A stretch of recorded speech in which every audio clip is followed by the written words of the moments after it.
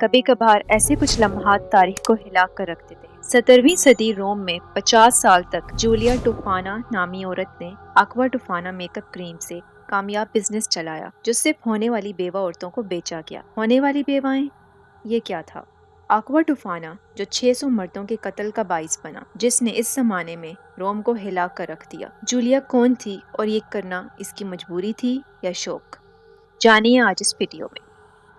سب سے پہلے جانتے ہیں جولیا ٹوفانا کے گھرانے کے بارے میں۔ جولیا سیسیلی سے تعلق رکھتی تھی۔ اس کا باپ ادویات فروخت کرتا تھا اور ادویات بنانے میں مہارت رکھتا تھا۔ کیونکہ جولیا نے زندگی کا ایک حصہ باپ کے ساتھ کام کرنے پر گزارا تو اسے بھی ادویات کا تھوڑا بہت علم تھا۔ 1633 میں جولیا کی ماں ڈینیل کو اپنے شوہر کو زہر دینے پر پھانسی چڑھا دی گئی۔ کہتے ہیں جولیا کی ماں نے اسے ایک کامیاب اور کارآمد زہر بنانے کی ترکیب دی جو یہ اپنے شوہر کو خود دیا کرتی تھی۔ جولیا تاریخ کی ایک مشہور پراسرار سیریل کلر تھی۔ اس کی زندگی ایک مسٹری ہے جہاں اس واقعات کی نہ تو کوئی پورٹریٹ ملتے ہیں اور نہ زیادہ تفصیلات۔ جولیا ٹوفانا کی شادی کب ہوئی اور اس کے ساتھ اس کا کسی کو علم نہیں۔ کہانی یہاں سے شروع ہوتی ہے کہ جولیا اپنی زندگی سے تنگ آ کر سیسیلی سے روم چلی گئی۔ یہ ہمیں اٹلی کے اس زمانے کی یاد دلاتا ہے جہاں مرد اپنی بیجا طاقت کا استعمال کرتے، خواتین کے لیے کوئی حقوق نہیں تھے اور نہ کوئی قانون۔ ان کی مرضی کے خلاف شادی کر دی جاتی اور وہ خوف میں زندگی گزارتی۔ یہاں تک ان عورتوں کے خیال میں وہ یہ سوچنے لگیں کیا ان کے شوہر کبھی بدلیں گے یا وہ بیوہ بن کر خوش رہیں گی۔ واپس آتے ہیں جولیا پر۔ جولیا نے انہی عورتوں کو ایک زہر سے ملی میک اپ کریم فروخت کرنی شروع کر دی۔ اس نے ایک بیوٹی سٹور بنا کر اپنے بزنس کا آغاز کیا جہاں کاسمیٹکس کی تمام چیزیں دستیاب تھیں۔ کیونکہ جولیا چھوٹی موٹی میڈیسنز بنانے میں ماہر تھی تو اس نے ایک فارمولا بنایا جس نے کیمیکلز جیسے آرسینک جو ایک خود زہر ہے اور لیڈ سیسا ملایا، جس کے علاوہ بیلا ڈونا بھی شامل تھا۔ اب یہ بیلا ڈونا کیا ہے؟ بیلا ڈونا کو آئی ڈراپس کے طور پر استعمال کیا جاتا تھا جس کے آنکھ میں ڈالنے سے آنکھ کا سفید حصہ چھوٹا اور آنکھیں چمکدار لگنے لگتی۔ سننے میں تو یہ بہت خوفناک لگ رہا ہے۔ دیکھتے ہیں تو یہ زہر کی نہ تو خوشبو تھی نہ کوئی ذائقہ۔ تاریخ کے مشہور زہر کا نام آکوا ٹوفانا رکھا گیا۔ اس زہر کو جولیا نے اپنا نام دیا۔ آکوا مطلب پانی اور ٹوفانا جو کہ جولیا کا اپنا نام تھا۔ آکوا ٹوفانا کو ایک مشہور بیوٹی کریم کے ڈبے میں ڈالا گیا جس کا نام ماما آف سینٹ نکولس آف بری تھا۔ یہ کریم جلد کے تمام مسائل کے لیے تھی، خصوصاً چہرے کے داغ دھبے اور جھریاں، اس لیے شک کی گنجائش ہی نہیں تھی۔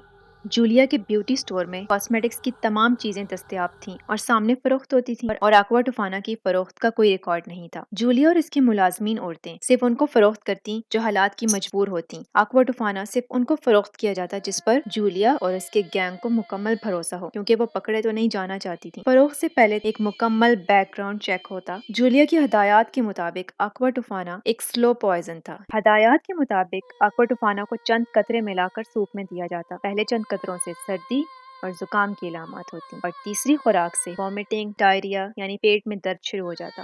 ڈاکٹرز اس مرد کی تشخیص نہ کرتے اور چوتھی خوراک سے موت واقع ہو جاتی اور وجہ طبعی موت یعنی نیچرل کازز کہا جاتا۔ ان عورتوں کو یہ لگا کہ یہ زہر فوری طور پر کام تو نہیں کرتا لیکن ان کے شوہر مرنے سے پہلے شاید اپنے گناہوں کی معافی مانگ لیں۔ اگر ہم سب اس ڈبے کو اپنی ڈریسنگ ٹیبل پر پڑا دیکھیں یا کہیں بھی تو ہمیں یہ لگے گا کہ ایک کریم کو کب اور کیسے چہرے پر استعمال کرنا ہے۔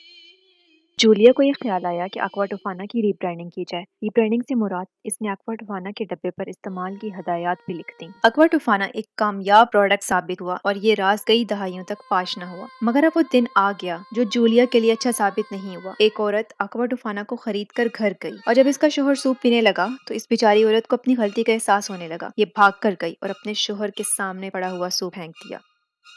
شک پر یہ شوہر اپنی بیوی کو ہمیشہ کی طرح مارنے پیٹنے لگا اور پولیس کے پاس لے گیا۔ مزید مار پیٹ کے بعد اس عورت نے آکوا ٹوفانا کا راز فاش کر دیا۔ خبر آگ کی طرف پھیلنے لگی اور تمام مردوں کو اپنی بیویوں پر شک ہونے لگا۔ جولیا اور اس کی بیٹی نے سامان باندھا اور جان بچانے کے لیے چرچ میں پناہ لے لی، اس خیال سے کہ وہ بعد میں کہیں اور بچ نکلیں گی۔ یاد رہے کہ جولیا اور اس کی بیٹی بزنس پارٹنرز تھیں۔ لوگ بولنے لگے اور افواہیں پھیلنے لگیں۔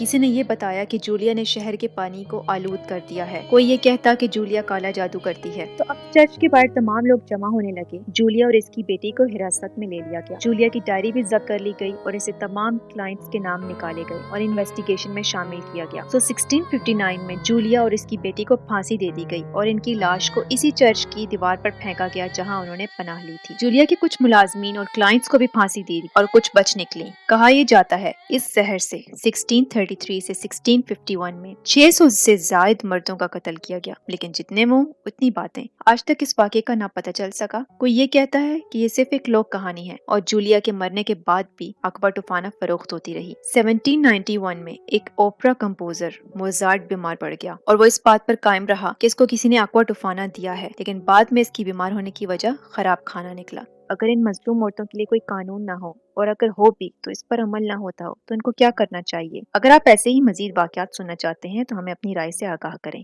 اپنے اور دوسروں کے لیے اچھا سوچیں۔